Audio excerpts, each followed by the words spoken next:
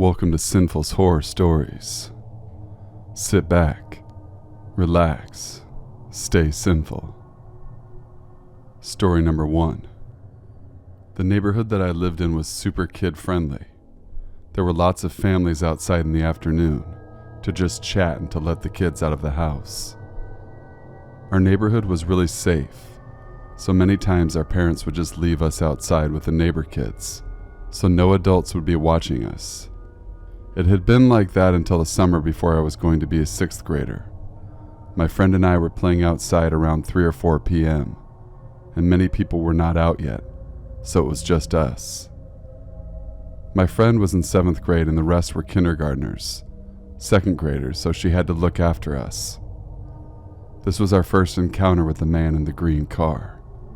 We noticed that this car kept circling the neighborhood, and then there was a big golden car parked that was right in front of where we were all hanging out. He basically double parked next to us so that we wouldn't be able to see him, but he was able to see us. My friend's grandma came out to check on us and she noticed the car, but didn't give it much thought. A few minutes passed and she came back out and was pouring water into the sewage. She saw the man and told us to get in the house. She even told me not to go home, even though I lived right next door. She just rushed me inside. I was so scared. She told me not to go home yet and to stay here until my grandma picked me up. She said there was a man just watching us. She has never seen him before.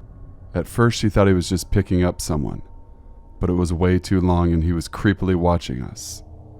She locked the door as my friend and I decided to peep through the window.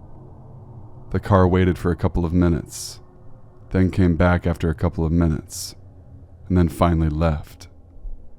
My friend and I were wondering what the hell that was. The next day everyone was outside and it was sunny and windy.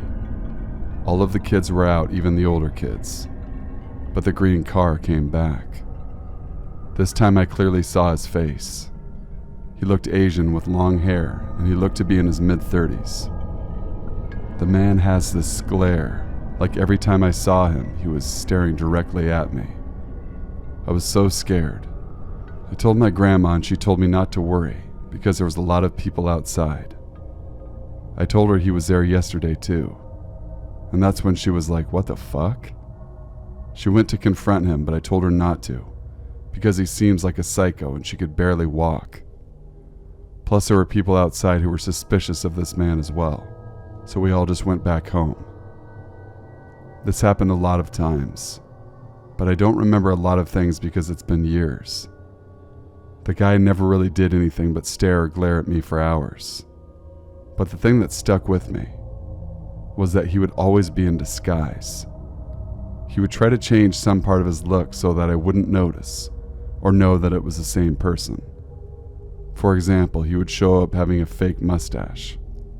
The last time I saw him was actually when I was walking to a Halloween party with my sister. I was telling her the story about the man in the green car who kept stalking me, and bam, the green car pulled up and parked right next to the sidewalk where I was crossing the street. I told my sister that was a car and that was the guy. I literally got goosebumps, but that was the last time I would see him. Story number 2. My dad's job requires him to go inside people's houses. He has been in thousands of apartments and houses, so I asked him what was the weirdest or creepiest thing he saw or experienced. My dad arrived early at this apartment complex at 7 a.m. because he had to go through every apartment, doing maintenance starting from the basement up.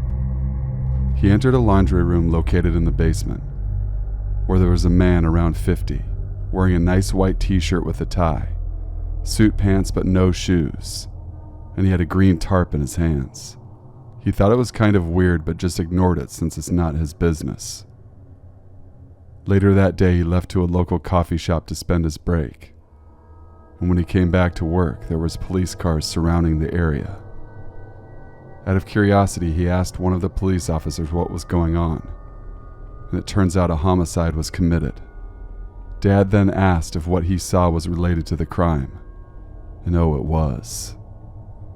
After the police interrogation, they told him that the man without shoes stabbed his mother to death in the bathtub, wrapped her in a green tarp and dragged her outside. The police caught him dragging his dead mother in the backyard. Of course, they didn't let my dad do his job in the murderer's apartment until after a proper investigation. A while goes by and Dad gets to go there and finish what he was doing. He felt very uncomfortable doing plumbing and other maintenance in a house where someone was brutally murdered, especially in a bathroom, in a bathtub full of dried up blood. Story number 3. I'm writing this on behalf of a friend, mostly because I want to see what others think of this story. My friend and I grew up in a very small town in Michigan, and one fall night when we were 16 years old, we decided to go for an evening walk to talk about all things high school drama. We walked all over the neighborhood deep in conversation, when finally we wound up back at my house. She only lived a few blocks away, and said she didn't mind walking back by herself. 10 minutes later, she calls me whispering, saying that a man was following her, and she asked me to meet her at the elementary school, which was pretty much halfway between both of our homes. I was really freaked out, so I asked my brother to come with me. My brother and I met her at the elementary school, and she said that as she was walking home, she noticed a man walking behind her. She didn't think anything of it until she crossed the street and he followed. He then proceeded to start walking faster and faster, getting closer and closer. She then got really scared and sprinted through the elementary school lot, where he proceeded to chase after her.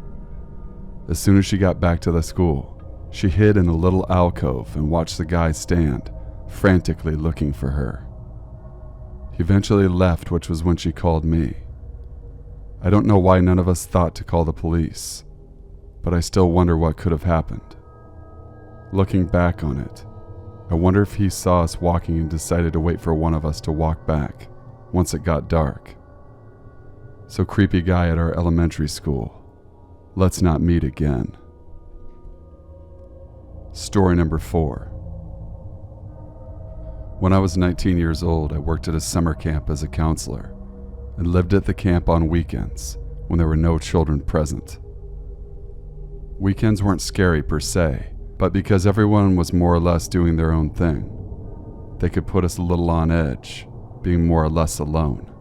One Friday night, I went into town with 2 young women who worked at the camp. We got back very late in the evening.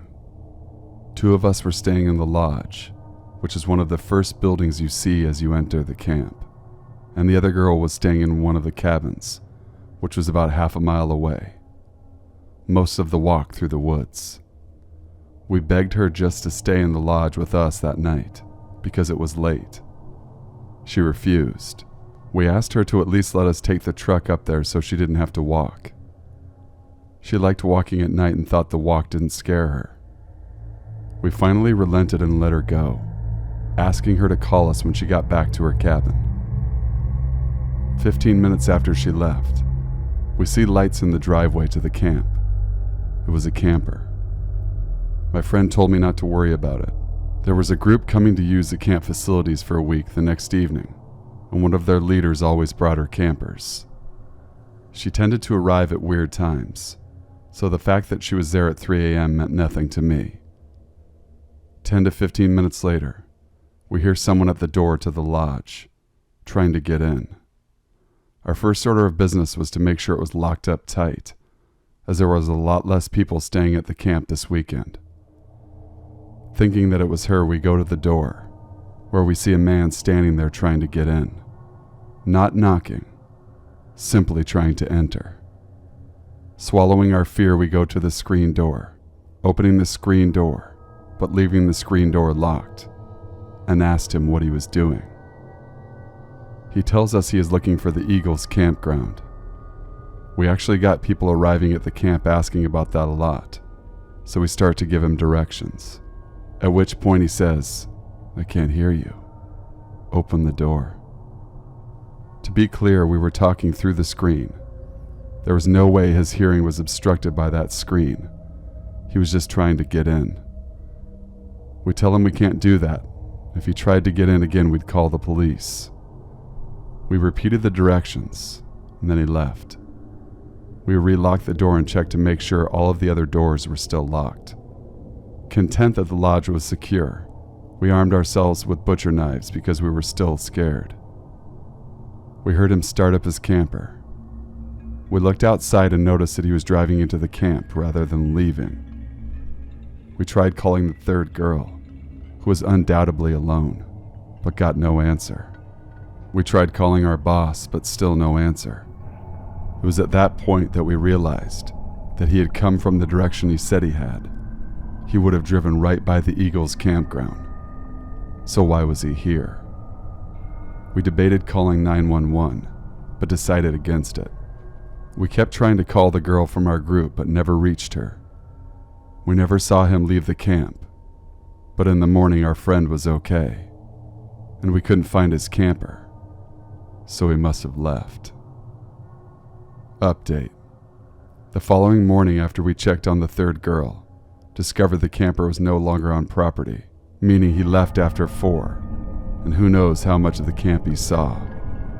We met up with some of the male counselors who had spent the night at the Eagles campground because they weren't allowed to drink on the camp property, and they told us that their tent had been set up by the entry to the campground, and that no one showed up after midnight, which makes it even creepier to think about. Story number 5. I am a female. I was 13 at the time of this occurrence. It's important to note I have a twin sister and 3 older cousins whom we camp at the cabin with every summer. All of our parents are close, and the time together is a highlight of the season. Back to the story. This particular summer, we started our week-long camping trip pranking each other. Little things like air horns on toilets and saran wrap on doors. It was the 4th night of our camp, and all of us kids were in one cabin watching scary movies. I was getting a little freaked out and tired, so I went to bed. Not 10 minutes later, someone was at my window tapping. I couldn't see who it was because it was so dark, but I figured I was getting pranked. I decided to strike first. I snuck to the foot of my bed. The window was on the same wall, and once the tapping started, I smacked the window and it popped out. I was instantly confused.